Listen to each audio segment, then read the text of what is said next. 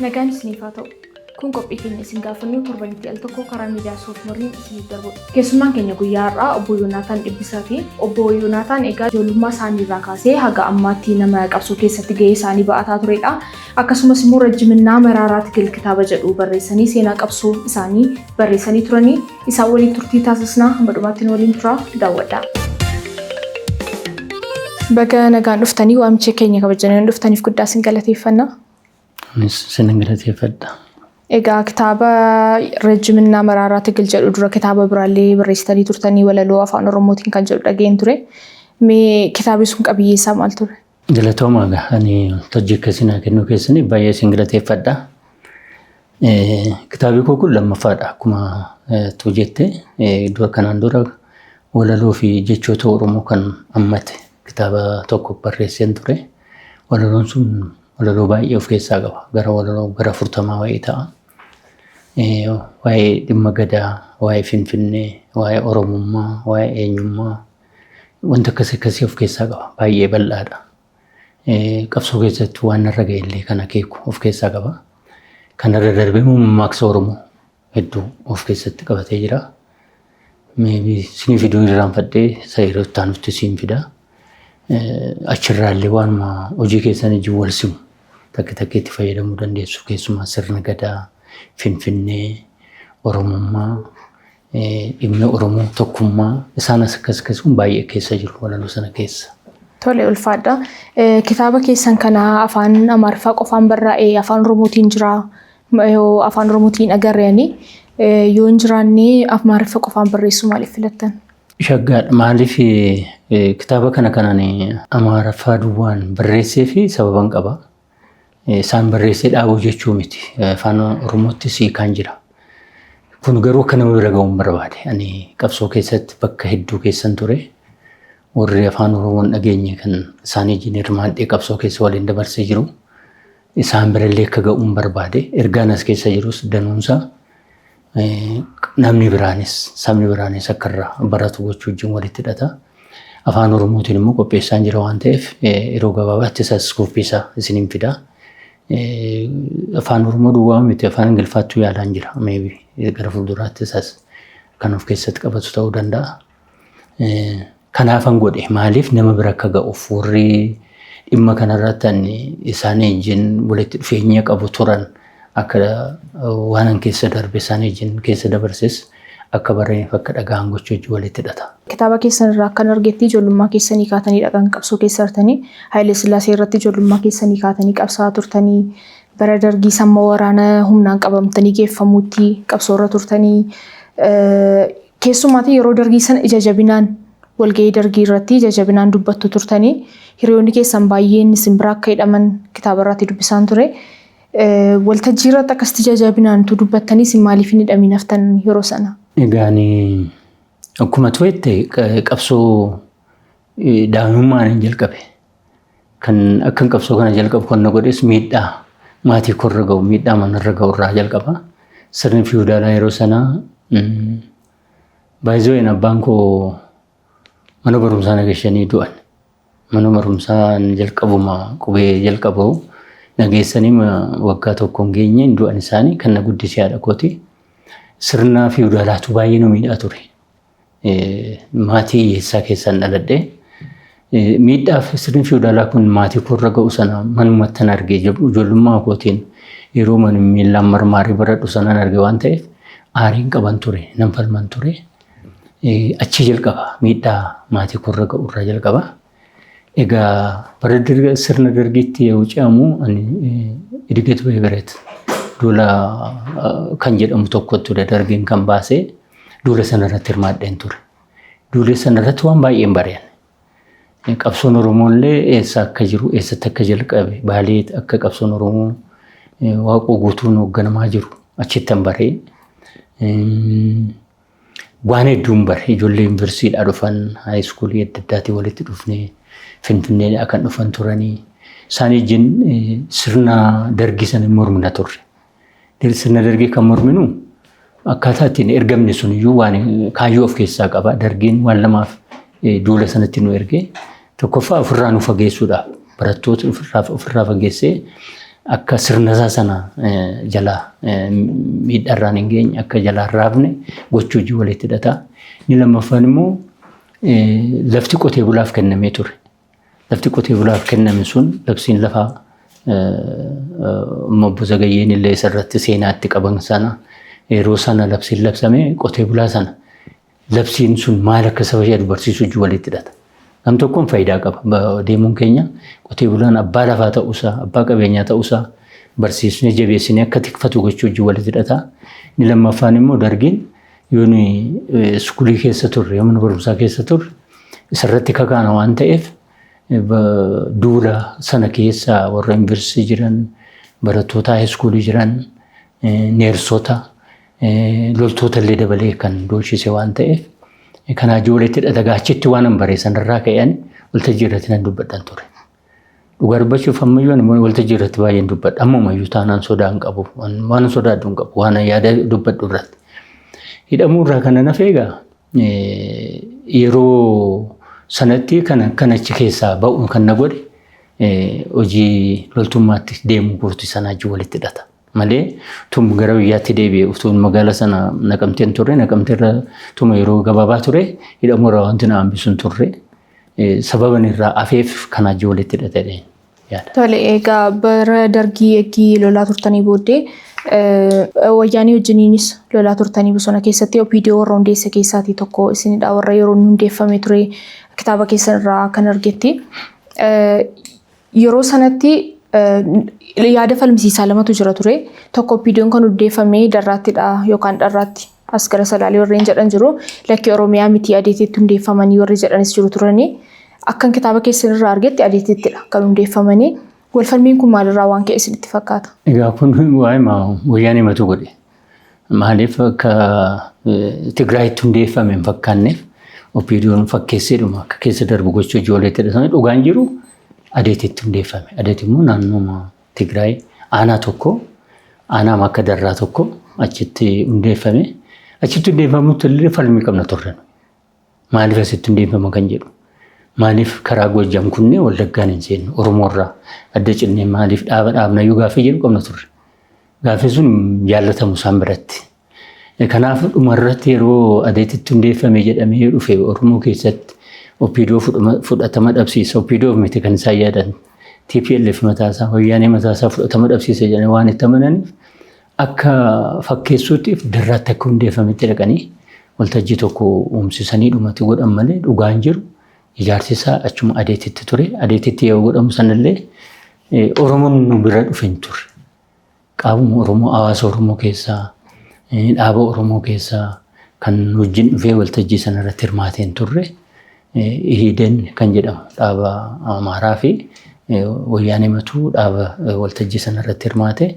Kanaaf ijaarsi OPDOdha akkamma jedhamu sana miti. Kana wayyaanee matuu akka duulli sun Oromoo biratti OPDO iddoo dhabsiisee lafa waan barbaadan ga'an sana akka dhiibbaa waan irratti godhuuf akkasitti akka waan darraatti hundeeffamee itti fakkeessuudhaaf yaalame fidanii darraama irratti waltajjii tokko uumanii akka konferensiin asitti deemame godhame malee ijaarsa OPDO jalqaba adeet irratti godhame. Egaa namoonni baay'eenis kan jedhan isinis kitaaba keessan keessatti kan isin ibsitanii OPDO'n simboliidha malee kan aangoo isaa exercise godhu TPLF ture. Isin OPDO'n illee yaada hundeeffamuu kan fide isaaniidha. Kan hoogganaa isinii file isaaniidha. Kan walitti isin qabee sagantaa ittiin bulmaataa isinii baase isaaniidha. Achirratti isin gahee hin qabdani akka kitaaba keessan keessaa argettis. OPDO sana wajjin yookaan TPLF wajjinis maal hojjechuu dandeenya uummata Oromootiif jettaniitu keessa turtan? Egaa falli jiru ani ijaaramuu hin barbaadan ture. Ijaarsi murteessaadha. Ijaaramte malee fedha kee fi qabsoo Oromootiif waan barbaaddu galmaan ga'uu hin dandeessu. Sun immoo hin taane ijaarsa yeroo sana ture Oromoo keessatti kan ture ABO'dha. ABO'n illee ilmaan Oromoo naannoo Tigraayitti ijaaramne kana sassaabee qabsoo keessatti gashuudhaaf fedhan qabu ture. Fedhan qabu duwwaatu humni isaa yoo waan dandeessisu natti hin fakkaatu yeroo sana. Kanarraa kan ka'u dirqama ijaaramne garuu mirga Oromoo falmuu qabna kan jedhu amantii qabna. Amantiin sun garuu fedha keenyaan akkuma sila sii kaasuu yaade danda'ame uummata Oromoo qotee bulaa Oromoo keessatti ijaaramuu qabna. Asitti miti kan jedhu gaaffii kaafneerra. Adeet irratti yoo ijaaramnu sanallee dirqamaan. Sun hin fudhatamne. soofalli hin jiru. Ijaaramte malee immoo lafa uummata Oromoo isuma yaadnu Finfinnee seenne uummata Oromoo bira ga'uuf illee carraan jiru hin jiru. Yookiin bittinnoofte akka dhuunfaatti erga bittinnoofte immoo galtee mana kee taa'uudha wanti ture yeroo sana. Kanaaf ijaarsa OPDO gam tokkoon yoo dhiibbaa wayyaanee jala ture illee gama biraatiin immoo uummata Oromoo bira ga'uuf immoo carraa ture. Carraa sanatti fayyadamne uummata Oromoo bira ga'uun nurra jiraata jennee yaalle. Dhiibbaan deemsa keessan nutti cimaa dhufe. Wayyaaneen akkuma nu ijaaree biyyatti akka waliin dhufnee Oromiyaa seenne fedha isaa akka guunnuuf tattaaffiin isaanii guddaan ijaarsi isaas kanuma irratti hundaa'a waan ta'eef isa keessatti egaa wal dhabdeen dhalataa dhufee inni hin barbaanne dhiisee anis akka sadarkaan itti dhiisee deemu irra kan nageessises kanumaa wajjin walitti hidhata waan ta'eef ijaarsaan mirga Oromoo kabachiisuu waan hin dandeenyeef gama biraatiin carraa gama abaawutiin argachuu qabnu waan dhabneef gama kanaan immoo ijaaramnee fedha uummata Oromoo guutuuf Oromoo bira geenye illee waan barbaannu karaa ijaaramneen dabarsuuf illee carraan qabnu yeroo sana sanuma waan ta'eef amma wal dhabdeen ammaataa anillee akkanuma dhuunfaatti mirgi koo sarbame dhaabicha keessa turuu kan hin dandeenye sadarkaa irra ga'utti man dhiisee deemutti deemaan ture hin fooyya'aa haalli kun tarii inni asiin har'a finneesii wal geenye kun bor fooyya'ee fedhii uummata keenyaa sana bira ga'uudhaaf in hojjennaa kan jedhu abdii qabnu turre abdiin sun yeroo dukkanaa'uun akka nama dhuunfaatti dhiisee hin deemu. Egaa yeroo bosona keessa turtan iyyuu osoo magaalaan dhufin dura jaalli keessan tokko sababa gaaffii gaafateef OPDO'n kan biroo hundeeffamu har'a galgala kan ajjeefame maqaa isaa tarii nan dagadhe jira gaaffii gaafachuu hin dandeessanii mirga keessan eksersaayisii gochuu hin dandeessanii achi keessatti raadiyoolee kan afaan Tigriffaatiin hojjetameetu afaan Oromootti hiiktu malee mirga isaan qabdanii sana hundumaatu argitanii isin uummata Oromootiif dhaabi kun wabii ta'uu danda'a hojjechuu dandeenya jettanii itti amantanii miidhaa kan isin keessa turtan yeroo sanatti. Innama abdii jedhama matolaqa abdii jedhama namni achitti du'e sun isa duwwaa miti egaa namoonni biroonis turan hundumti keenya taargeetii jala turre carraan inni dhumaa isarra kan ga'e durumaanuu isa shakkaa turan isaan uummata Tigraay irraa dhiibbaa nama geessisaa ture jedhanii sodaa jibbarraa qabu turaniif gaaffii inni gaasuuf wanta inni godhu kan hundumaa wajjin wal qabsiisanii dhuma irratti buraa godhanii balleessan lubbuun isaan darbe inni akkasitti hafe warri kaan immoo of eeggannoodhaan achi kan amma biyya galutti illee an mataan kun illee of eeggannoo yeroo adda addaa naa kennameera achumattuu gaaffiin kaasuuf falmu wajjin wal qabatee inni gaanni reediyoo wajjin sagalee uummata bal'aa Oromoo yeroo sanaa wajjin walitti hidhatu waan faaktiin lafarra jiru waan asii wayyaaneen hojjetu jechuudha. Because Oromoo keessa hin jirru waan lafarra dhufnee arginee kana jennee kaafnee dabarsiinu hin jiru. Lammaffaa intarestii isaanii kan daangessu yookiin kan faallessu hojjechuu hin dandeessu. Wanti reediyoo irraa wajjin wal qabatee dhufu waan fedha isaanii guutu daayirekshinii isaan barbaadan sana keessa deemuu qaba sagaleen darbu. Uummata afaan Oromootiin dabarsinu malee sagantaanis akkuma sula kaaftee sagantaan OPDO mataan isaa koopii TPLF seerni ittiin bulmaata akkas wanti hundumtuu akkas maaliif yaadamee ture Ihaadeeg kan jedhamu sana Ihaadeeg keessatti OPDO'nis Ihaadeegis Waatis achi keessatti hidhamanii fedhi wayyaanii olaantummaadhaan keessatti raawwatee humni kun akka Ihaadeegitti fedha TPLF guutuu yookiin fedha wayyaanii guutuu irratti hundaa'e deemsisaa hundumtuu. Kanaaf wanti hojjetamu hundumtuu reediyoos haa ta'u, wanti barreessitu haa ta'u, wanti irratti mari'attu haa ta'u, aangilii kanaan ala ta'uu hin danda'u ture. Garuu falli akkuma silasiin jedhe immoo rakkuma kana keessa dabarree nama gara dhumaatti jedhama boodan dhufe lafa reediyoo xaabiyaatti hojjennu akkuma naannoo ammansiin jedhe adeetuma naannoo sana ture achumatti turre hafne warri kaan warri waraanaa warri adda addaa yoo biyya galan nu achi turre maaliif hojiin miidiyaati hojiin miidiyaa sun immoo achi deemaa hin dandeessu achi teenyee amma isaan dhufnee finfinneetti arreenjimentiin hundumtuu guutamee dhufnee miidiyaa sana asitti dabarsuutti dandeenyutti achi turre. So wanti goonu hin jiru achuma teenye waan isaan ergansan dabarsuudha wanti ture. Lubbuma keessan hambifachuuf dhamuu dhaabichi Oromoodhaaf hin fayyada jettanidha yeroo sanatti. Eegamaa uummata Oromootiin fayyada kan jennu deemsa keessa yoo dhuguma wal kabajuun jiraatee akkasitti hin ta'a ta'ee itti fufna ta'e tariinii kama rakkoon kun kan jedhu abdiidhaan turre faayinaalii immoo akkuma jettee yeroo sana keessaa ba'uudhaaf biyya galuudhaaf illee lubbuu keetiin hambifattee biyya galuuf illee falli jiru hin jiru kanuma. Kan biraa Asmaraa irraatii gara Ihaadegitti yeroo lolaa fi deemtanii kitaaba keessan irratti yaada lamadha kan hin dubbise. Tokko yeroo nuni booji'amtanii Asmaraa yeroo jirtan jechuudha. Tokko yeroo sana eenyu wajjin loluu barbaaddu yeroo jedhamnu warri abaa'oo jedhamne ukkaamsamni akka nu isaaniitiin tolle warra Asmaraatti abaa'oo gaafa jennu nu ukkaamsanii jedha. Iddoo tokkotti immoo abaa'oon dhufee nu fudhachuu didee kan jedhu tokkotu jira. Isiniif ibsa fuula 54 irraati. Asirraati kan inni jedhu ከህወሓት ጋር ሆነን እየታገልን ያሉ የትግራይ ልጆች ወዳውን ወደ ፈለጉት ሲሸኙ እኔና ሌሎች ጥቂት ኦኔግን የመረጠን የኦሮሞ ልጆች ግን ታግተን ቆየን ጀል ተቀባይነት አልተገኘም ጀዳ የሮሰነቲ አስመራን አካ በርባንዴ ዳባውቲ መከሙ ከሰነ ሰራካን ጅሎ ፉለጃ ተመራሞ ሌሎች በወቅቱ የነበሩ ድርጅቶች ከደርግ ከርቶ ሻቢያ እጅ የነበሩትን በርካታ የሰለጠኑ ወታደሮችን ሲወስዱ ኦኔግ አስሬ ናና ኦሮሞዎችን ወሰድ ተብሎ በሻቢያ በኩል ቢላክበትም ብቅ ልል አልቻለም።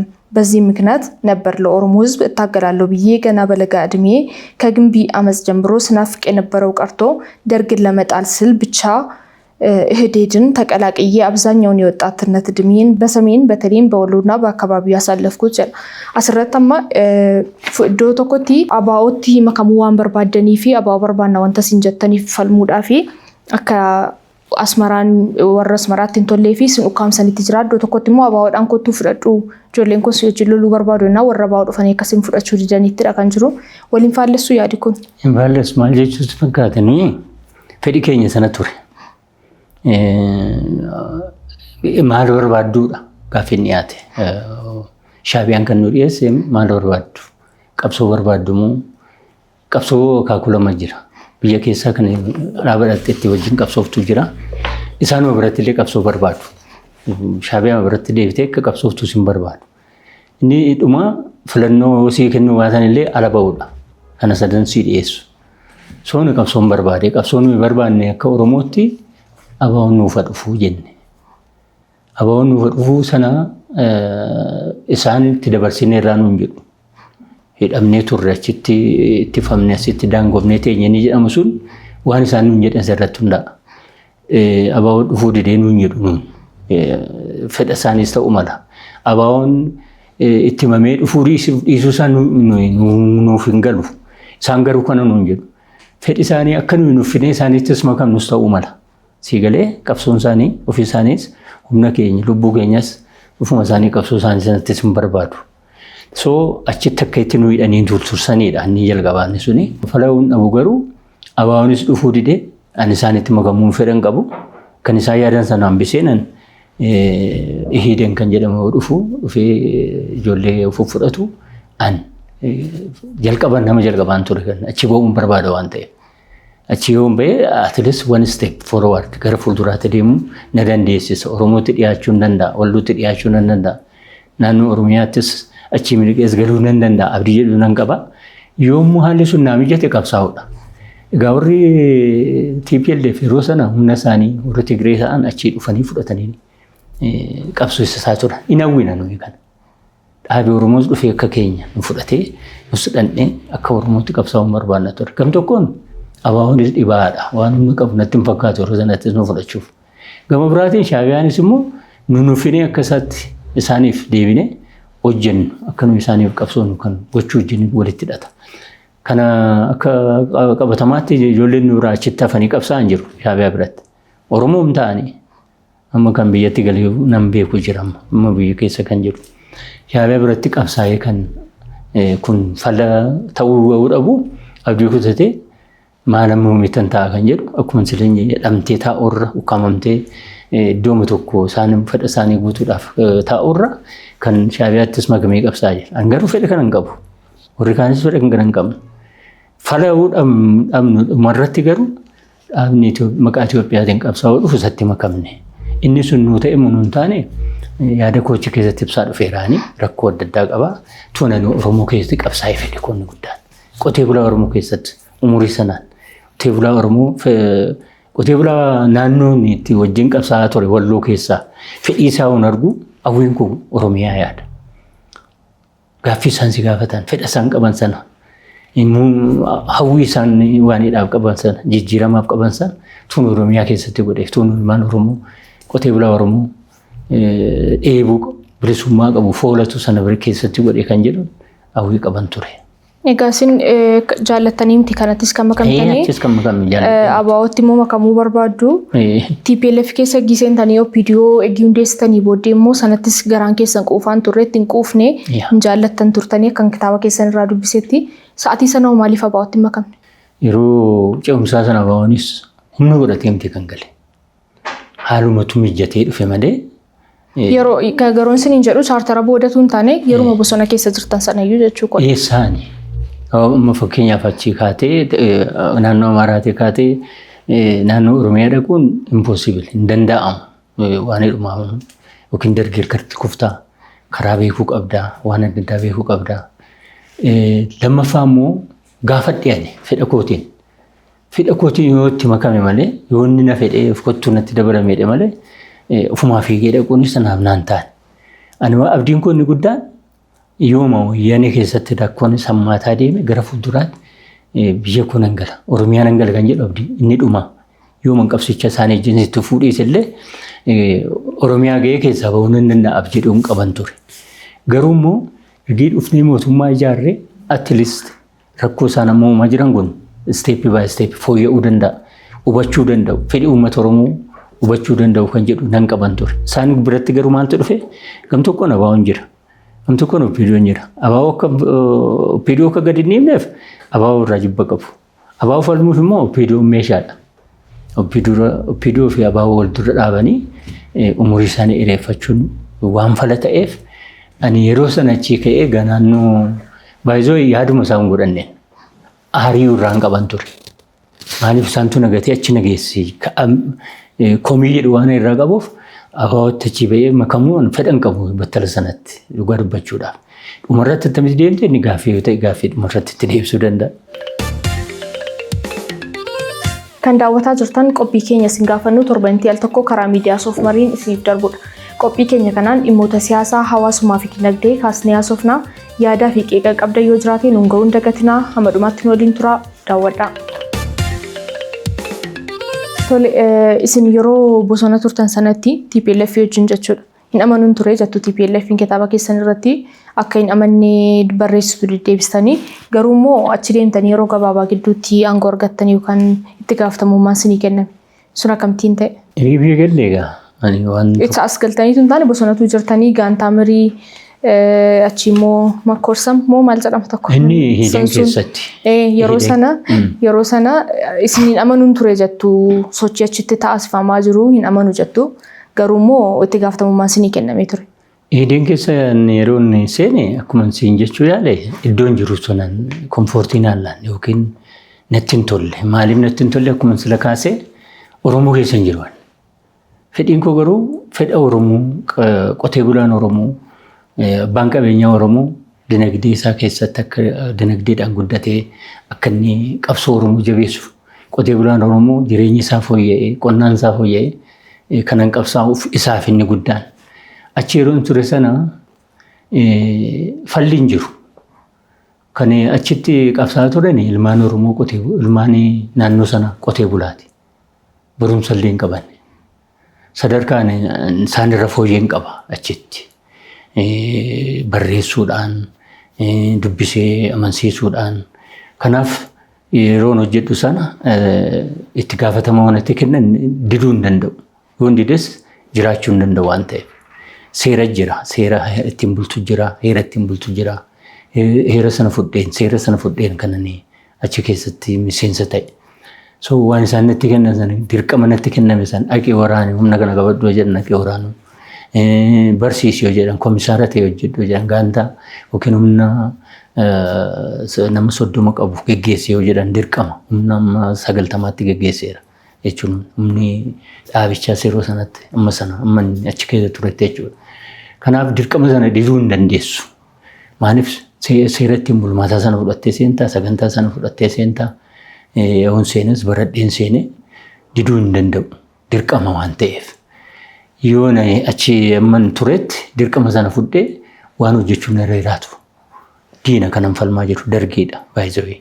Dargii falmuuf sadarkaan itti danda'amu irratti waan natti kenname hundumaa raawwachuun irra jiraata. Diina sana uumoon borreessa kan ga'u yaadaan ani isa yaada malee achi bara baraan jiraannaa miti. Dargii moonee bor Oromootti hin makama kan jedhuun qaban ture. Dhaabichuma keessatti garuu deemsi keessatti wanta dhaabisuun gara dhumaatti illee dhufee maqaa Itoophiyaa ta'e itti fufuu hin dandeenye. Gara maqaa naannoo Amaaraatti yookiin dhaaba Amaaraatti jijjiirratti gara fuulduraatti. Maaliif ilmaan inni qabsiisaa ture sun Oromoos haa ta'u Amaaras haa ta'u Guraagees kan inni of keessatti qabeessu dhufe sun yoo biyya galamu akka barbaadetti ta'uu hin dandeenye. Maqaa sanaan maqaa Itoophiyaatiin deemuu hin dandeenye. Olaantummaa kan qabu TPLF waan ta'eef. Inni hideen sila maqaa Itoophiyaatiin kan qabsaa'u sila olaantummaa qabaachuu qaba ture akka maqaa isaatiitti. Maqaa Itoophiyaatiin qabsaa'aa ture waan ta'eef. Inni sun garuu maqaa TPLF immoo olaantummaa qabu hunduma keenya irratti. Isa maqaa Itoophiyaatiin qabsaa'u sanas haa ta'u, isa maqaa Oromootiin ijaare sanas haa ta'u, ofiisaatii isatu bita, isatu olaantummaa irratti qaba waan ta'eef dhaabni sunillee amma dhumaatti itti fufuu waan hin dandeenyeef TPLF gara maaliitti jijjiirsisee dhaaba Amaaraa akka inni ta'u godhe jechuudha dhumarratti. Tole eegii biyya galtaniitii booddee iddoo tokkotti gara Eertiraa deemtanii barreessitan irratti kan hin argee bara chaarteraa sanaa Shaabiyaa fi TPLF waliin ta'ee abaa'oo lolee biyyaa baasee kan jedhu komii qabdu turtanii. Sanas immoo nama wayii haasofsiisaa turtanii isin rukutee baasee jettaniitti dubbataa turtanii. Bara sana OPDO maal hojjetaa ture? Egaa maali wanti OPDOon yeroo sana maquma Ihaadeegii waamama. Ihaadeeg inni jedhamu olaantummaa kan qabu. Isin jettanii keessaa baastaniitu kanaaf nuti rukute hin jenne. Yeroo amma dhugaa dubbachuuf ani amma dhugaa mansitti maal waan keessa seenaas kanan gaa'eefis dhugaa irratti hundaa'e. OPDOon waanuma wayyaaneen jedhu raawwachuudha yeroo sanatti wanti guddaan. Maqaa maaliin? Maqaa Ihaadeegiin. Ihaadeeg ambareellaa ta'ee TPLF olaantummaadhaan Ihaadeegiin kan oofu Eedeen kan keessa jiru, OPDOon kan keessa jiru, Dabuubiin kan keessa jiru maqaa Ihaadeegiin hojjetama. So yeroo sanatti humni Shaabiyaa yeroo mootummaan dargii kufu sana akkuma jirutti biyya gale. Biyyuma kana ture. Hin deebine. Itoophiyaa keessa ture bakka adda addaa iddoo qabatee amma wayyaaneen humna ta'ee jabaatee fedhasaa inni sitti barbaadu sana guutuu fi danda'utti maqaa Eertiraas biyyi Eertiraas akkamitti akka deemte olaantummaa TPLF walitti hidhata waan ta'eef amma kun raawwatamuu itti biyya keessa ture. Abaa'oon egaa yeroo sanatti yeroo ce'umsaa sanaa naannoo Oromiyaa keessatti rakkoo hamaa uumaa ture. OPDO wajjin har'a miseensa OPDO wajjin haasaa galgala hin ajjeesa barbaade waliin mari'atamu galgala boombii irratti darbachuu jira. Qabsaa'onni OPDO maqaa OPDO yeroo sana Oromiyaa keessatti socho'an baay'ee miidhamaniiru. Abaa'oodhaan. So kana keessatti abaa'oon yeroo ce'umsaa sana keessa mootummaa keessaa ba'uudhaaf yaale. Yeroo inni mootummaa keessaa ba'uuf yaalu sana marii tokko ture akka hubattuuf. Marii sana humni abaa'oon qabu mamii. Maaliif bibittinnaa'ee ture kaampii ofiisaatii kaampii dhiisee kaampii qabadhuuf taa'e. Humni biyya tokko geggeessu waraanni biyya tokko geggeessu waraana tokko malee waraanni lama hin jiru jedhamee itti mamee didee abaa'oon. Waraana lama ture. Kam tokkoon kan Ihaadeeg kam tokkoon kan abaa'oo. Humna kana sassaabiitii kaampii gashee achitti waan barbaachisu kenniifi mootummaan hin kennaafi achi jiraatu kan jedhamu ture marii godhame. Mariin suni Shaabiyaarra Ihaadeeg irraa ana akka OPDOtti bakka bu'ee kan mari'ate tokko obbo Barakat kan jedhamu kan Ihaadeen jira. Tokkommoo Tawaldee kan jedhamu kan TPLF nama sadii. Shaabiyaarra nama lama immoo nama sadii turanii. Abaawarraa Buleen Cofaa eenyu Hawaasinni Baaleetti du'e kun isaan fa'i turan. Bultii 15 mari'an. Abaawoon humna qabu yeroo sanan bari'an. Gara 20 qaba ture. Loltuu 20 qaba ture. Loltuun 20 kun abaawoon kan deemsa keessa horate miti. Yeroo dargiin kufe san Oromoo kan ta'e loltuun dargii kan Oromoo ta'e baqatee kan itti makameedha. Abaawootti qabuu isaa wajjin akkuma jirutti abaawootti dhaqee gale. humna 20,000 qabaa jedha abaawon. 20,000 kun egaa akkuma abaawon illee humna kana fichii loltuun dargi maal barate beektaa? Waa'ee tokkummaa barate. Abaawon gantaa jedhee barate. TPLF gantaa jedhee barate. Shaabiyaan gantaa jedhee barate. Tokkummaa Itoophiyaatiif falma loltuun dargii sun mataansaa. Yoo abaa bira dhaqu kana jijjiirratee miti kan naqe. Kun jirtu Oromummaa isaatiin baqatee qabeessa qabatee dhaqeetti maqaa. Gara baa'ootti yeroo makaman ammas biratti dhaaba keessa turan keessatti namni ta'e tokko waraana. Isinis amma waraana as turtan kan TPLF turtan. Gaafa garuu abaa'ootti makamtan abaa'oo taatanii hidhattan malee kana taatanii hin dhandheemne. Akkuma kana warri kunis tariiti. Dargiif waraanaa turan garuu abaa'oo ta'anii makaman yoo ta'e. Abaa'oo ta'anii makamuu danda'u. Garuu maal jijjiiramuu qaba beektaa? Sammuun sun fakkeenyaaf loltuu 20,000 salphaa miti. Humna guddaa dabar. Abaa'oo yeroo sana humna akkasii hin qabu. Humna kana jijjiiruudhaaf dandeettii illee hin qabu. Taa'ee barsiisee sagantaa isaa ajja walitti dhee isa keessaa saccee miti akkuma jirutti baatee ture. Humna kanatu kaampii gashii jedhame. Hin didame. Lolli sun egaa kan ka'e kan abaa'oo fi kan wayyaanee fi shaabiyaan ittiin abaa'oo rukutan jedhanii yaada kaasee yeroo sana. Humna kaampiitti gashii jedhamu kana humni waraanaa shaabiyaa biyya kana keessa ture yeroo sana TPLF loltuu Ihaadegiin ta'ee rukute abaa'oo rukuteera. Abaa'oo rukutee abaa'oon sun loltuun sun akkuma silasin jedhe dhidheessa irratti inni hidhamee inni kaan iddoo adda addaatti hidhamee rakkoo guddaa turre ga'e hin bittinnaa'e. Utuu kaampii galaniiti yoomaan ta'an jettanii amantu? Inni kaampii galaniis nafuuf. Kanaafuu falmachuun isaanii sirrii ture. Waan ta'uu qabu ture beektaa humni sun silaa maal ta'a karuma nagaatiin sibiila irraa eegamee jireenya nagaa jiraachuu danda'a ture. Kaampii galuun kaayyoon isaa tokko kana loltuun lama jiraatu akka godhii kan jedhame karaa nagaatiin biyya kana geggeessinu yoo ta'e isa mootummaa humna mootummaatu geggeessa malee humni biraan mootummaa ta'e yoo cinatti jiraate hin ta'uu jedhame. Kanaaf kaampii gasheetii hidhannoo isaa hiikkatee seeraan lafatti makamuu qabutti makamuu qaba. Akkas seerrisa nama jedhame. Seerrisa akkuma sana ta'eetu jiru obbo Yoonaataan dhiifama. Amantaan qabaataa TPLF irraa ba'uun yeroo sana amanee loltuu isaa hiiksisee gashuu danda'a ture. Eessattuu kanaaf rakkoon jiru amma kan humni sun rukutamee fi abaa'oonis amantaan qabu. Humna kana kennee kennuu duwwaa sun ta'e eegsisuun barbaadu. Kojoo itti fufuu barbaada abaa'oonis. Si galee humni sun hiikkatee waan ta'e abaa'oon hin jiru ofiin jedhaa jira waan ta'e ofii isaatii hin jiraadhu. Humni kun kennamuu hin qabu hiikkachuu hin qabu kan jedhu qaba. Kanarraa ka'ameeti didame. Kan yoo didamu sun egaa tarkaanfiin fudhatame humni shaabiyaa asitti makame waraana TPLF abaa'oo maan Ihaadeg deggeree abaa'oo rukute. Abaa'oon hin bittinnaa'e. Hoogganni isaas hin baqate inni kaan lubbuun baqate inni kaan kan du'e akkuma sirsiin jedhee hawaas fa'aa Baalee keessatti du'e. Lubbuun isaa darbe. Goota jechuun miiqatu dhume. Sana booda gaanas maraa yoo naqu itti gaafatamaa siyaasaa biyyattii ogeessa guddaa Yemaanee Yemaanee kan jedhamu wajjin mari'adhen. Yoo mari'adhanii hanqabsoofan dhufe atoo Yemaanee. Obbo Yemaanee hanqabsoofan dhufe har'a abaa'oon isin bira jira. Abaa'oo galeessa Itoophiyaa keessaa rukutanii kan baasan immoo isinii wayyaanee wajjin walii galtanii. Har'a immoo abaa'oon lafa qubatu hawwutti dhabu isintu fide immoo bira keessanii. Ammattanii teessoo ta'e isaaf hin dhumne qabsaa'uufan dhufe nu qabsoofsiftoo taatanii gaariidhaan jedheen. An kanaafan dhufe daa'ima waggaa 4 fi waggaa 6 dhiisee dhufe. Yoo nu qabsoofsiftoo taatan hin dhufe malee abaa'oo ammattanii akka teessan yoo ta'e gaarii miti jedheen jalqabuma irratti marii jalqabnu saajjini wal dhabne. Akkama kan nuun jettaanaan jedhan.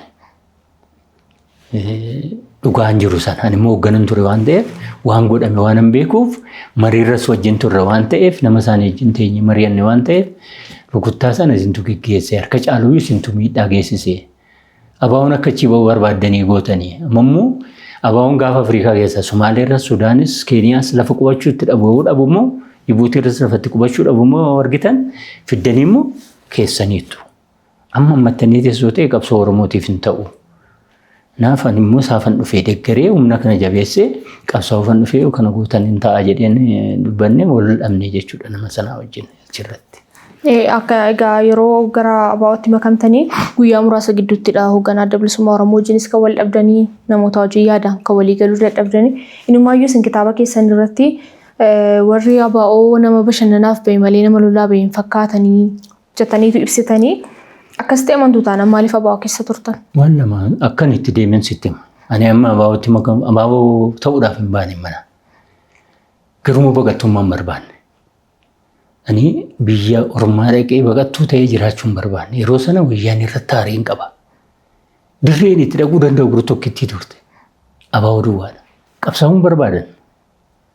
Haaloo wayyaanii bahuuf abaa'ootti makamtanii jechuudha malee xiiqii guddaan qaba. sagantaa adda bilisummaa Oromootti amantanii hin turre. Miti.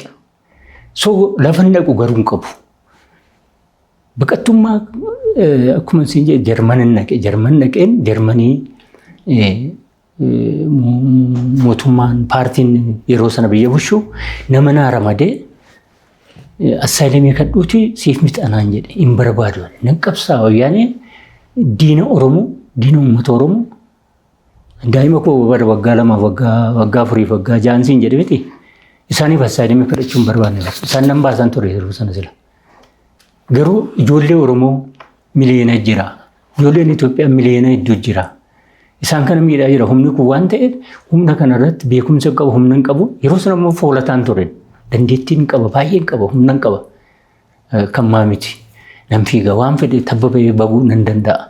Dhaqee humna kana jabeessee yooma isaan dagatanillee waan isaan irratti gargaaree guutee wajjin dirree Oromiyaatti seenne qabsaa'uu qabna kan jedhu amantaadhaan hin seenne. Haaluudhaa fi gara qabsootti seenuun garuu xiqqoo hin ulfaatu. Kaayyoo qabsootti osoo namanii. Inni ulfaata. Ulfinni isaa sun achitti irratti ga'eera. Waan humna yaadee dhaqe sun immoo akkuma silasiin jedhe rafee jira, ciisee jira. Waan ani wal dhabdee kan akkuma kaasee kan fidee isa. Gaaffii jalqabaa. Maal ani dhaqee hoggana baa'uu suma jalqabanii tuuni tooyimaan himmansiin jedhu kana Hajiinaa Sa'in itti gaafatamaa dhaabichaa Atoo Daawud Hajiinaa Sa'in. Atoo Daawud wayyaaniin amma kufaa jira. Obbo Daawud amma wayyaaniin kufaa jira. Maal qophii qabna han jedheen. Qophiin immoo waan hedduu barbaachisa. Manifeestoo barbaachisa. Sagantaadhaan hin ta'u.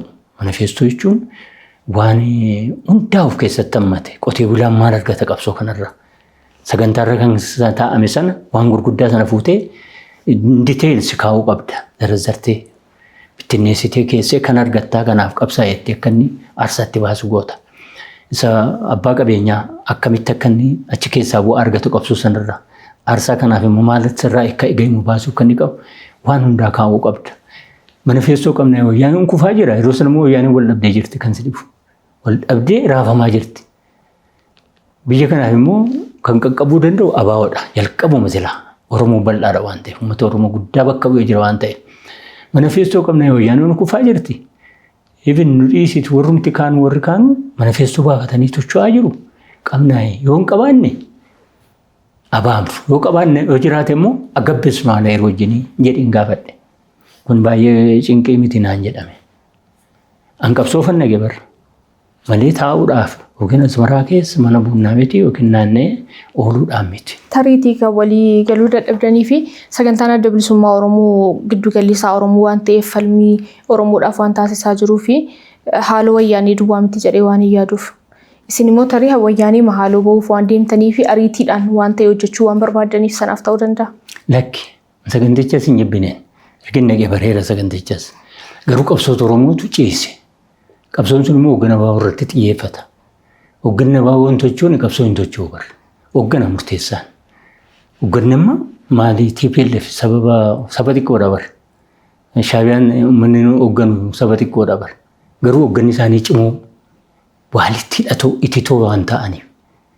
Isaan keessaallee dhommoqu of keessaa baasanii fedha barbaadan sana ammeenyas haa ta'u gaariis haa ta'u galmaan gaachuuf hojjetan.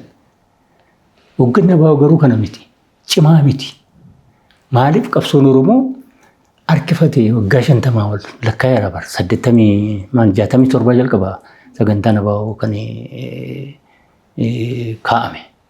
So humni kun maaliif uummata bal'aa kanaaf karaa barbaadeen aariin koo isa ni guddaan uummata bal'aa keessaan ba'e sabni bicuun yoo nutti taphattu humni saba bicuu keessaa ba'e sitti taphatu si aarsa. So jabaannee kanaaf of qopheessuun nurraa eegama amantaa jedhu irraan ka'a malee utuma abaaboo jibbee utuma waan ta'e iyyuu dhaqee Eertiraa macalluu midhee taa'uu hin danda'a barree baqattummaa dhiisee. Baqattummaa kanan dhiiseef garuu qabsaa'uu qabna. Ho'aadha yeroon isaatummoo yeroo siin walitti hidhatte yaadi koo sii galtii. Yeroo sana wayyaaniin wal nyaataa jira sii gara lamatti wal qoode. Qinijjiti jabaataa jira. Biyya keessaa warri humna tokkummaa yaadan Oromoo deebisanii garboomsuu barbaadan immoo asii jabaachaa jiru. Wayyaaniin immoo deegamaa jirti. Oppiidoon du'aa jira. Dabuub du'aa jira. Bi'aadeen bittinnaa jira. So yeroo sanatti humni abaa'oo yoon tochoone eentu uummata bal'aa kanaaf ga'a. Diinni kan biraan immoo harka itti foolataa jiran nan siin jiru. Waa'ee tokkummaatiin dachee Oromoo lafa Oromoo gurguruudhaaf kan foolatu ka'aa jira. So kanarratti aariin qaba. Aariin sun yoo naqee jaraa jedhamu ilaalu akkuma jedhe immoo ta'uu dide isaanis waan foolatoo miti. Aaroo miti. Dhimmamuu miti. Suuta ta'uu mala. Kun egaa kan godhameef sababa qaba. Saboota isii kaasuu danda'a. Shaabiyaa mati dheegaa'e. Gaafa nu isi geessinu geessituu lafa barbaanne isin hin geessina isin waan nu isin hin jennu hojjedhaa taa'aa jedhamee gorsamanii ta'anii. Karoorri isaa kaayyoon isaa Shaabiyaati. Egaa isin amma bilisummaa Oromoo yeroo achi turetti yommuu hojjetaan turre jechaa jirtu garuu isinumtiyyuu kitaaba keessan keessanitti adda bilisummaa Oromoo bakka bu'uudhaan Dubaayii deemtanii Naayiroobii Keeniyaa deemtanii iddoo garaagaraa deemtanii biyya keessatti illee maandhee ijaaraa turtanii galii walitti qabaa turtanii sooressota biyya keessaa argattanii qarshiif walitti qabaa turtanii dhaabaa suniyyuu hojii guddaadha. Ofiima keessaniif hojjetaa turtanii akka dhaabaatti kanaaf dhaabee hojiirra hin jiru jennee kamtii yaaduu dandeenya? Maal sitti fakkaate yeroo sana kanan hojjedheef Oppiidoo keessatti humna jiru horachuu. Humni Oppiidoo keessa jiru humna wayyaanee irraa akka citu gochuudha. Kaayyoon kun guddaan. Maaliif egar biyyattii kana keessatti humna beeku saka. Humna hoogganaa tures, humna gaggeessaa tures isa waan ta'eef Oppiidoo keessaa sabboononni warra keessa namoonni jiru muraasni kan fedha wayyaaneef dhaabbatanii hojjetan. Warri dakaa kun garuu ijaaramuu qabu amantaa jedhuun qaba. Maaliif yooma wanta Asmaraatti hojjetamu suni naquufsuu baate illee biyya keessatti sumaan tochoa isaaniinis kanan jedhu tokko kana qooda koo ba'uun qaba amantaa jedhuun ofirraa qaba. Kanaaf abaawoon yoo xiqqaate biyya keessatti waan hojjetamu kana jabeessine isachitti ciimnu sana influensii gochuu qabna. Shaabiyaas dhiibuu qabna. Akka fedhiin biyya keessaa influensii gochuu qabna. Dhiibuu gochuu qabna jedheen amana waan ta'eef hojii naa kenname. Ajaja dhaabaatiin himti hojiiwwan sana hojjetaa kan turtan. Asmaraa biyya Keeniyaa yoo ture bara Keeniyaa waggaa 3 hojjedheen.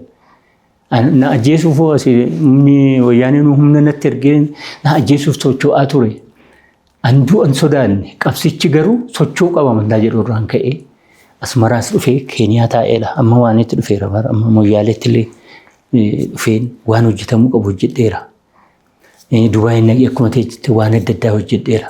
Biyya Iraan illee dhaqeera. Kishi Desseetii kan jedhamtu tokko dhaqeen. Qabsoo kanaaf maaliif yoo jarri jabina dhaban illee jabaachuu qabna amantaa jedhuuf na keessaan baane. Nan hojjedha ammumni koo danda'e. Kanaaf waan dhaabina ajaje immoo hin dinne. Waan amma akkuma siin jedhu yoon addaan baatee qabaadha yaadaan illee jara wajjin waan isaan naa kennan garuu daqiiqaa tokko fa'a alan dhaabban nan hojjedhe nan raawwadhe. Saakirifaayisiin dhufuu godhamuu qaba amantaa jedhu irraan ka'e. Dhaabni hin jiraam dhaabni hojjetaa hin jiru siin jedhaan jiru wanti hojjetamutu sadarkaatti uummanni Oromoo barbaadu irra hin jirruudha aariin koo. Sadarkaatti uummanni Oromoo eegurra hin jirru abaawoon jedhame hooggantoota abaawoo addana jirtanii hin jedhe dhaqee. Maaliif aarii asii na baasee jira asii daa'ima koo gateen deeme bara. Maatii koo gateen deeme bara. Yoo naqummoo humna dasee kitaaba asitti dubbisuu arganne carraanaan jedhu namni hooggan abaawoo keessaa waan dhaga'u attaman ta'a. Nuko kitaaba yoo asitti dubbisuuf carraa arganne naan jedhanii bara. Amma kana haasa'u. Waa'ee dhimma qabsoo olaantummaa rakkoo haala ummatichi bal'aa kanaa wajjin walitti hidhataan turre. xiiqinna keessa jirana. Xiiqin isaan keessaa dhabee dhaqee jiru. Isatu na aarsa. Kanaaf ofii keetii xiiqii qabaattee waan si ajamu ani filannoo irratti dhiyaadde dabar. Koree gidduu abaa'u ta'e naannan dide. Hin ta'u. Gaardii ta'een eega. Gaardii ta'een hojjedha malee koree gidduu abaa'u ta'uuf hin dhumneen jedheen. Maaliif hojjechuun barbaada aariidhaan? Hidhamaadhaan kanaafan koree gidduu bagadhe. Koreen gidduun hojjetu. Faanksheenaalii miti. Maqaaf jira. Maquma qabsoo jenna. Maaf seentanii hin jijjiirre. Yaaleen waan baay'een hojjedhe falmii godheetu sii kaase. Amma yaadaman sii kaase. Nan dide waan naan jettaniif hin jedhe koree giddu galaa taanaan rakkinni. Hin jiru kaa. Ofuma maqaadha malee sammati jettu dhaqee waltajjii siin kennu. Waltajjiitu hin jiru. Piraaktikaliin argama. Achitti waanuma namni dhuunfaan murteessu waan jarri barbaadantu murtaa malee ati dhimma Oromoo irratti xiyyeeffannoo waan murteessitu hin jiru. Gara Asmaraas yeroo deemtanii yeroo dheeraadhaaf hoteeladha kan isin turtanii achi booddee immoo appaartaamaa kireeffattanii achi akka turtan kitaaba keessan irra kan jiru. Yeroo dheeraaf magaalaa Asmaraa keessa jiraataa turtanii gara waraanaatti maaf daftanii hin deemne? Moo hundumtuu kireeffatanii jiraatu? Baay'ee kiraayyuu miti mana isaantu sii kenna. Orma shaabiyaa sii kenna. Manni rakkoo miti isaan biratti. Maaliif yoo teesse isaan ani immoo hoteelatti jettu kana keessa guyyaatti $70 kaffalamu. Ofan gaafadhe sadarkaa Asmaraatti fudhadhu $70 salphaa miti. Hoteela guddaadha. $70 naa kaffaltanii hoteela taa'uuf hin dhufeen hin jedheen. Jarumaan yoo dandeessanii $70 kompiitara tokkoo fi kilaasii akkasii tokko naa kennaate 70 naa kireeffattu ji'atti. Kompiitara tokkoon barbaada. Hojiif barbaada. Hoteela akkasii keessa dasa'ee taa'uun dhufne hin jedheen dhugaan siin jedha. Achi keessa kan taa'ee fi ammanii falmee keessaa ba'utti. Malee amma isaan keessaa bayinaan jedhanittan falmee keessaa ba'e malee achi taa'uuf hin dandeenye. Ruumii tokko naa kireeffadha. Kompiitara tokko natti kenna. Wayyaan irratti waan hojjetamu hojjedha. Humna hin qaba yeroo isaan. Waan baay'een beeka wayyaan iccitii isaanii waan hojjetamaa jiru. Kanaafan falmii guddaa godheen hoteela sanaa ba'e. Hoteela sanaa baanaan peensiyoonii jedhamtu jirti. Peensiyoonii kan keessummaan keessa jeessu. Qaniitti 70 birrii naaqifaa isaanii 70 isheetti nagashan. Because achi ciiftee waan barbaadde sii guutamaa lafammaa hoteela waan isaan barbaadan guunnaan hoteela sana keessa taa'uu hin danda'a waggaa 2-5. Waan isaan barbaadan immoo callisuu, dubbachuu dhiisuu. Maaliif hin qabsoonu seettee falmitu akkasii hundumaa dhaabuu fi alalee taatee yoo jiraatte hin jiraatta mana sana. Ani isaaf hin dhumne. Qabsaa'uuf hin dhufe. Ani kanan barbaadu kompiitara kanaaf hin jedhe namicha itti gaafatamaa achi na kaa'e. Ishee akkuma isin jedhe waan irratti wal dhabme kan biraan jira. Achii booda peensiyoonii birrii 70 guyyaatti kaffalamtu achi na geesse.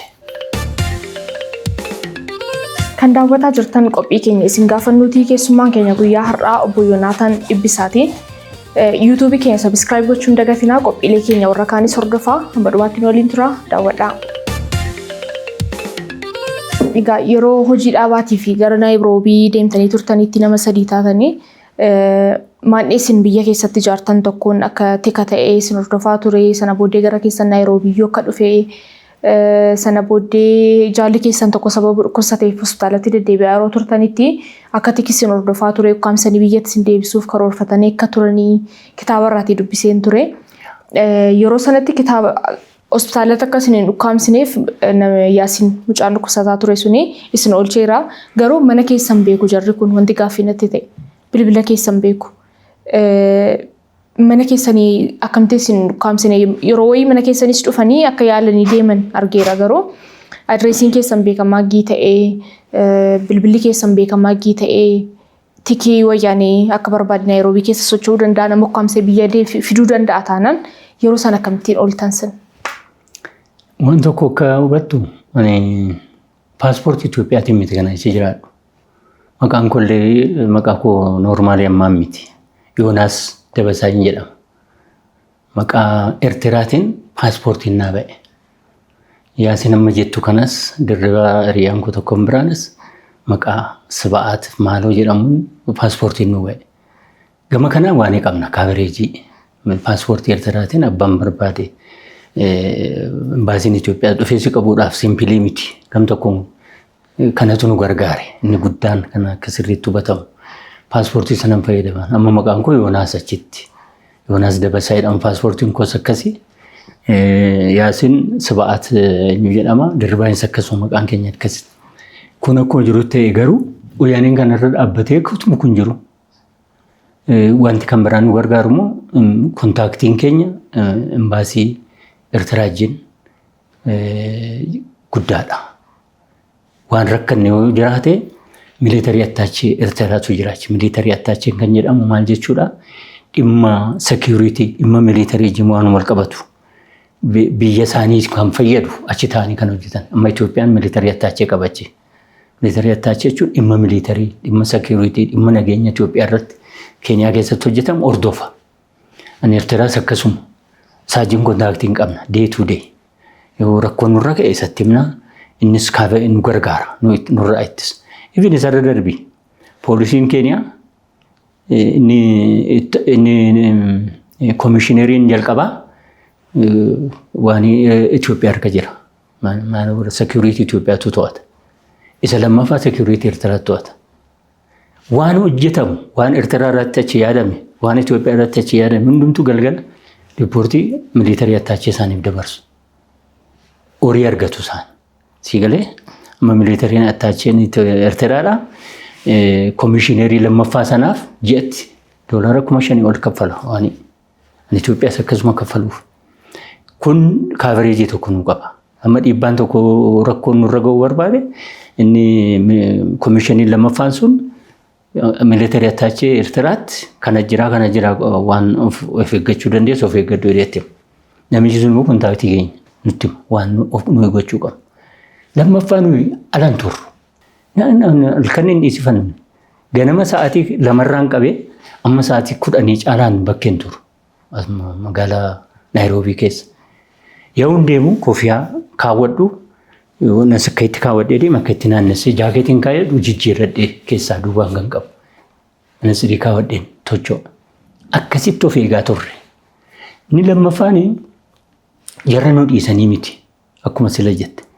Kaavereejii ammaa qabna kan kireeffannee jiraannu mootummaa irraa laandiloordii jedhamu biyya Keeniyaatti warri mana sii kireessanii laandiloordii kanarraa kireeffanna.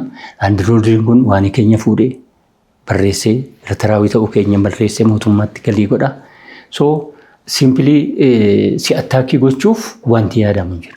Sarara darbee egaa gurbaan kun dhukkubsatee hospitaala yeroo jiru sana utuun hospitaala naqin gurbaan tokko asii biyya keessatti inni ijaaretu asuma mootummaan nutti erge. Mootummaan kan erge immoo akkamitti sitti fakkaate? Yaasiin jedhama obboleessi koo kun achitti baddalame kun isatu ijaare gurbaa kana. Isa wajjin hojjetaa ture dur biyya keessatti. Yaasiin kun Arsii bulchaa ture. Bulchaa Arsii jedhama. Zoonii bulchaa ture.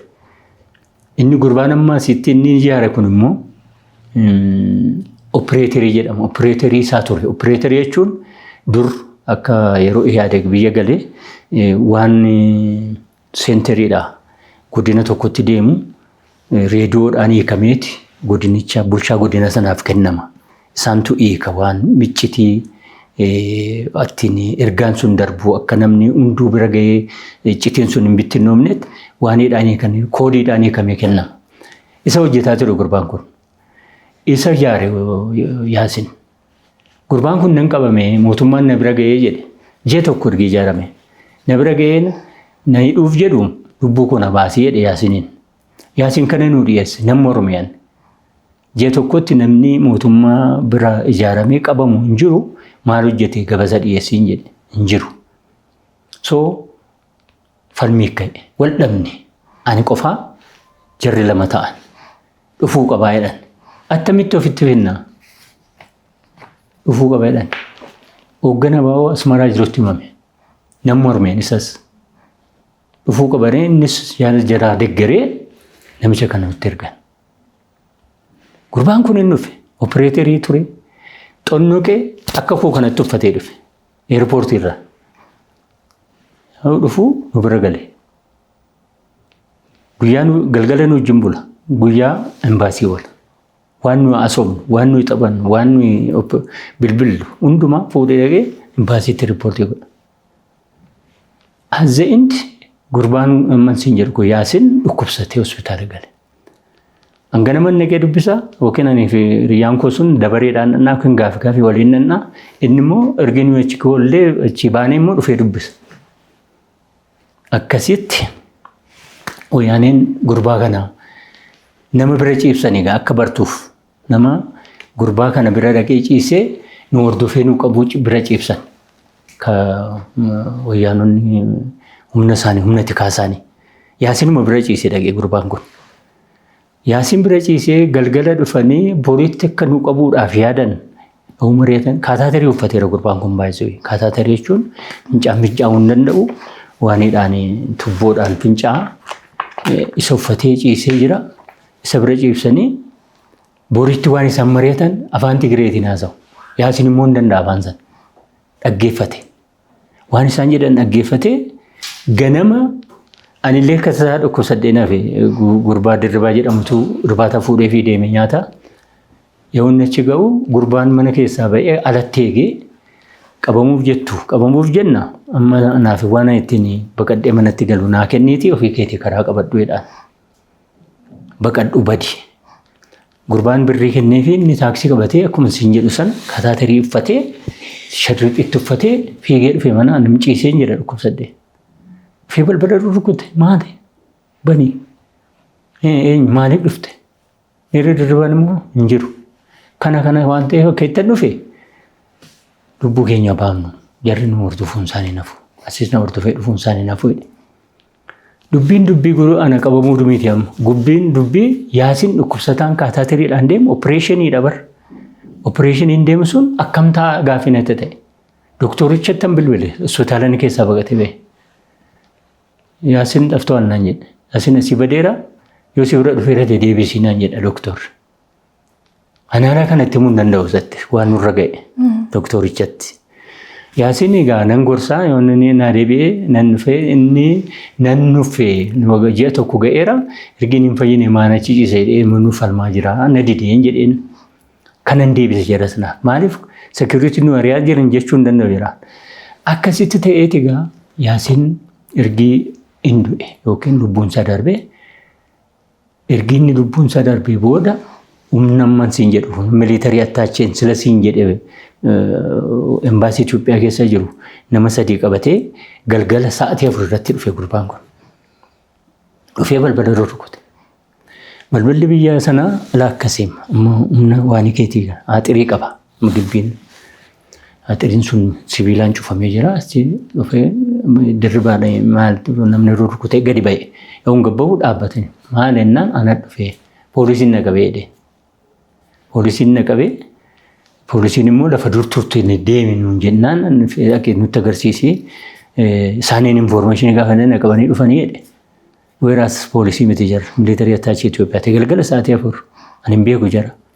Afaan Ingiliffaa warra Keeniyaa aksentii Keeniyaatiin nattaasa'e militarii attaachichi Amaara namichi booda banii jedheen hin banuu hin jenneen. Isaan egaa maal yaadanii injeektii nu godhanii nu fuudhanii deemuuf turan battala sanatti. Akkasitti waan sana keessa darbine malee dubbiin salphaan turre.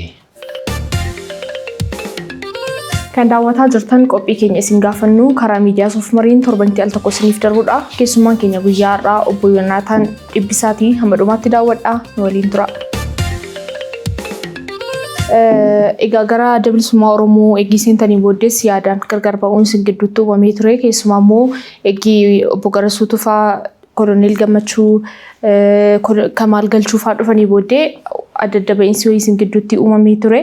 Yeroo sanatti isin guutummaan guutuutti gara booddeerra falmii yeroo dheeraa booddee yeroo keenyas waan deemaaruuf gaafsuudhaa fi falmii yeroo dheeraa booddee yaadaan Kamaal Galchuu wajjin yaadaan akka tokko taatanii fi waliin hojjechuu jalqabdanii turtan.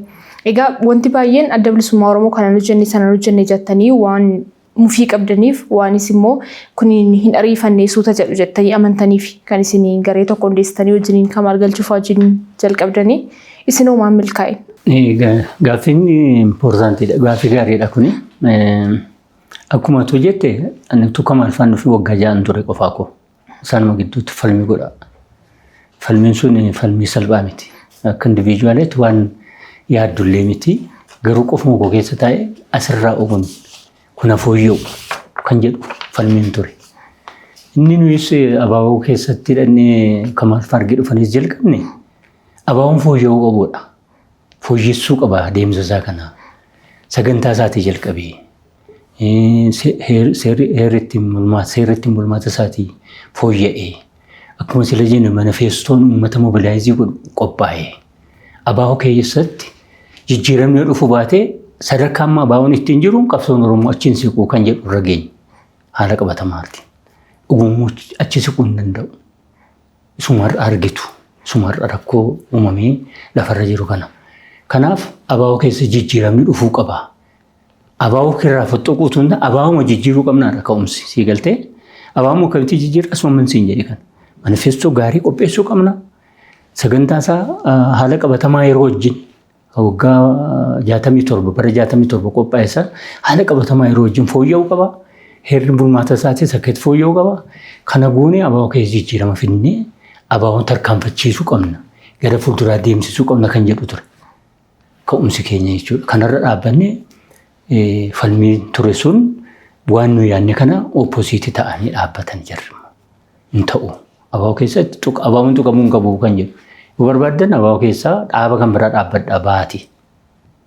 Lakkisaa kun hin ta'u. Abaaboon ammoo itti dhaaba dhaluu malee bilisummaan dhallee jenne bakka sitti hima. Bilisummaa dhashuu qaba malee bilisummaa dhaluu qaba malee abaaboo dhaaba dhaluu hin baay'ate. Ani yeroo nagetti kan Galaasaa Dilbootiin hoogganamu qaama ce'umsaa kan jedhamutu abaaboo keessaa irraa ba'e. Ani ga'ee waggaa bahuudhaaf waggaa tokko fuuldura. Yoon achi gahu qaamni kun qofaatti ba'ee jira. Naannoo Keeniyaa tocho'a, naannoo adda addaa tocho'a qofaatti. Abaaboon immoo jijjiiramni yoo jalqabnu inni kan eessaa dabalamuu hin qabu. Lakkisaa fooyyessinu dhaaba kanaa. Karaa inni ittiin fooyya'u deemuu qabnu.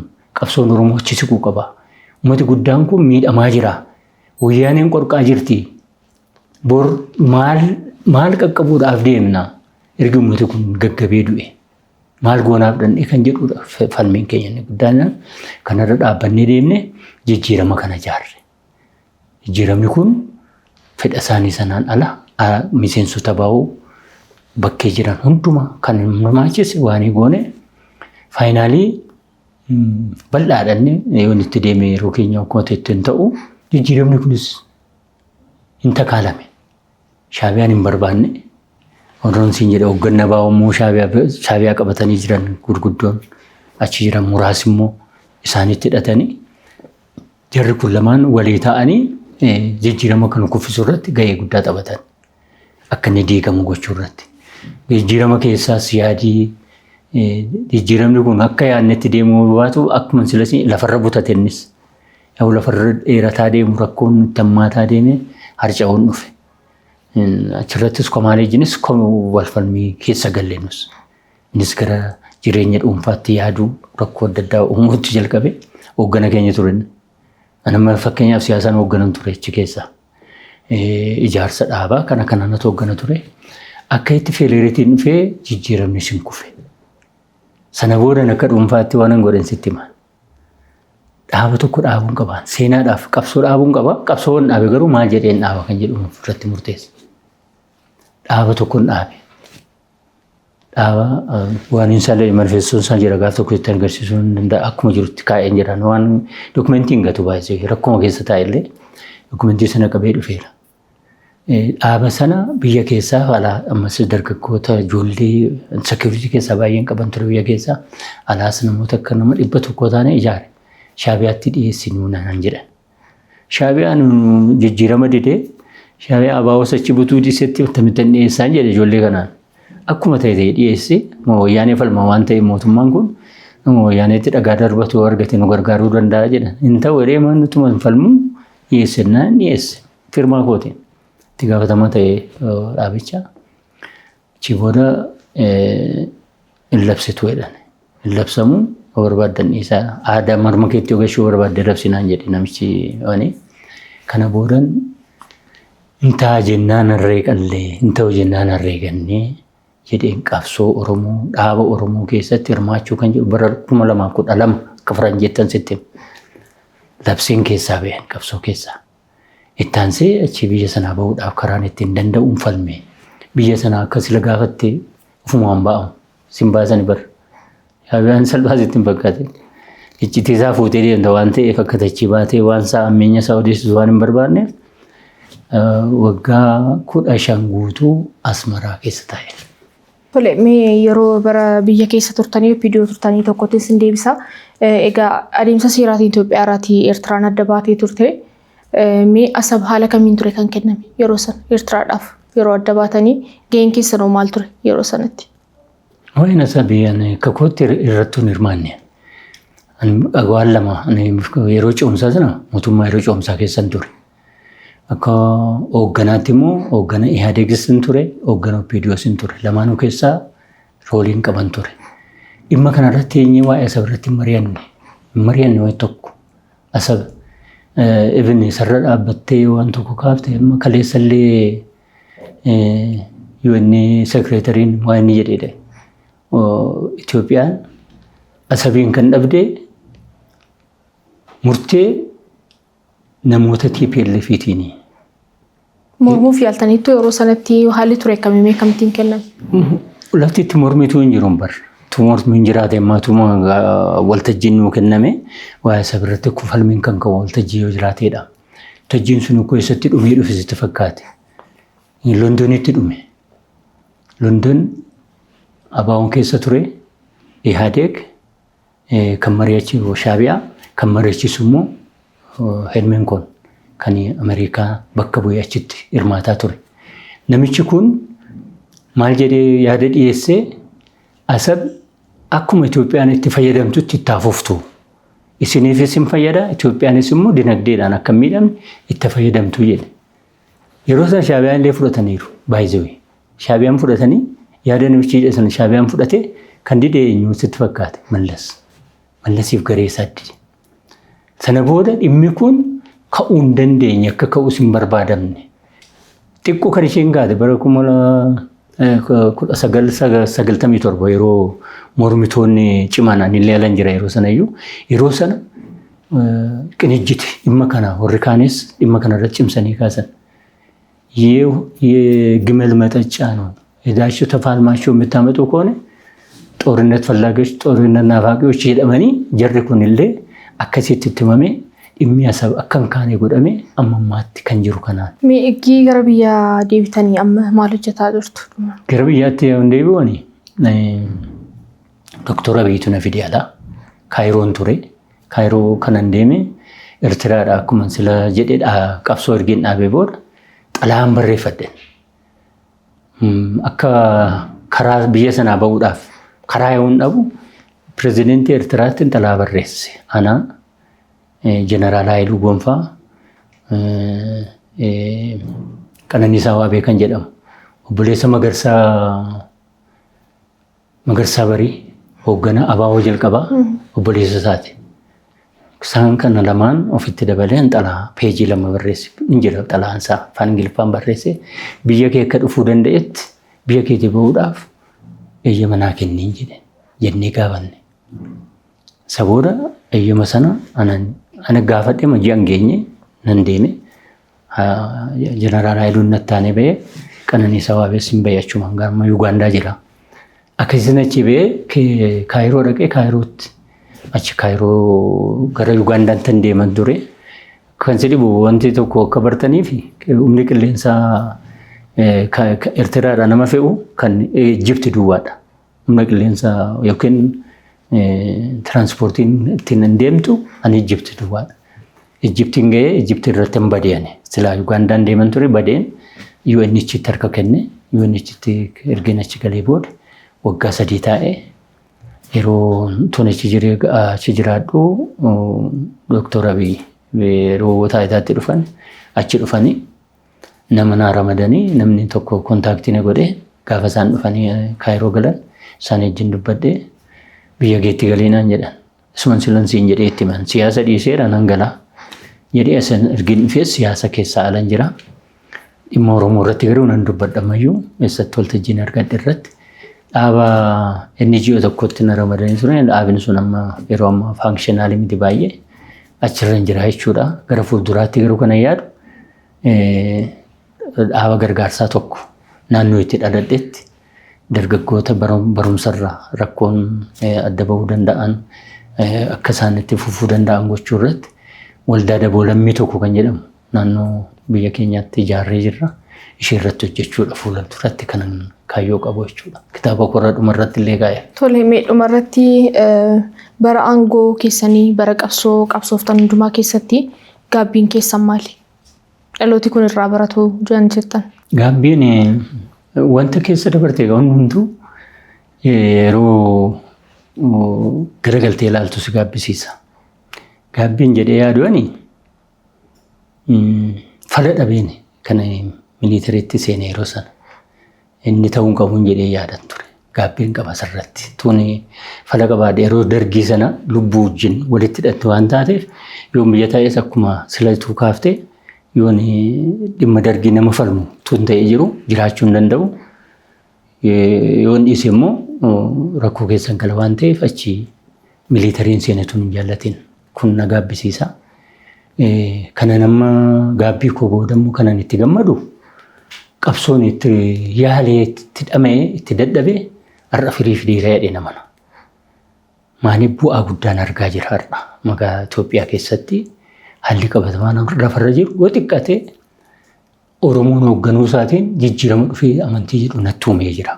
Oromoon akka humna qabu, Oromoon akka hoogganuu danda'u biyya kana duwwaatti osoo hin taane Afrikaatti agarsiisee addunyaatti agarsiisee iddoo guddaa akka qabnu sirni gadaa ammam akka guddaa ta'e Oromoon ammas akkam akka guddaa ta'e Afrikaan akka beeku gooneerra Itoophiyaa irra darbine kan fudhate akka fudhatetu kan dhiisu akka dhiisutu ta'e kun anaaf injifannoo guddaadha. Har'a biyyattii kana keessatti wanti deemaa jiru anaaf waa'ee magaalaa kana waan ilaaluun ani ala deemaa yeroo baay'ee ala deemeera. Ittiin taayitaarra tures ba'aan deebi'e. Dukkanatti hin dhufe biyya alaatee deebi'u. Eerpoortii yoo geessu samiirraa yoo gadi ilaaltu dukkana magaallee Finfinnee. Yeroo dhiyoos garuu ani biyya Taayilaandii deemeen ture hojiidhaaf wayii tokkoof. Kun hojii deebi'u garuu gammachuun natti dhaga'ama.